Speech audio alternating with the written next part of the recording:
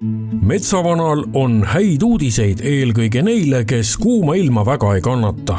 Ühed ütlevad, ei taha kuuma, teised ütlevad, ei taha külma. No mina ütlen siis, võtke keskmine, katsuge kuidagi keskmise ilmaga olla, sest ilmastik on praegu ääretult pedante selles mõttes, et valikulised tuuled on, valikulised soojuskraadid on. Siin tegi paar-kolm päeva niisugust troopikat. Nüüd on see aeg tagasi, kui läheb jälle jahedamaks. Öö on 0 lähedale ja mõne koha peal võib isegi valgeks maa peal minna, midagi teha ei ole. Ja selline see kevad praegu on. Ka loodus läheb Metsavana sõnul vägagi visalt roheliseks. Lõuna-Eestis on rohkem rohelisem ja on see kaselehekene on suurem, aga meil siin on nüüd viimastel päevadel, kui need soojad ilmad olid, siis hakkas minema aga ta kohe tõmbab tagasi, sellepärast ta läheb jälle, tuleb jaheperiood. Metsavana sõnul kipub ilm nüüd pendeldama hakkama, kus üks päev on soe ja teisel päeval jahedam.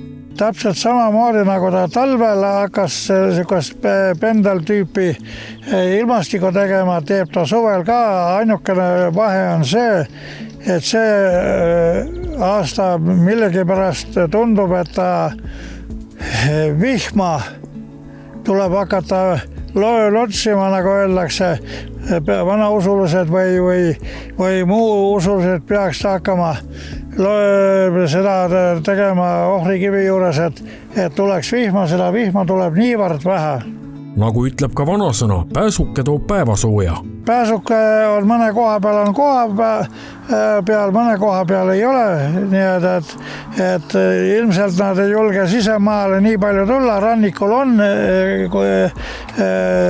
seal niimoodi tegutsevad, aga siia sisemaale ta sellepärast ei julge tulla, et lihtsalt jahe on ja üks asi on, see aasta on see probleem, et ei ole putukaid.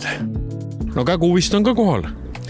Kägu on kohal ja kui vanarahva tarkuse järgi öelda ja see peab ilmselt paika, et tänavu aasta võib tulla niimoodi, et võib 4 aasta tulla.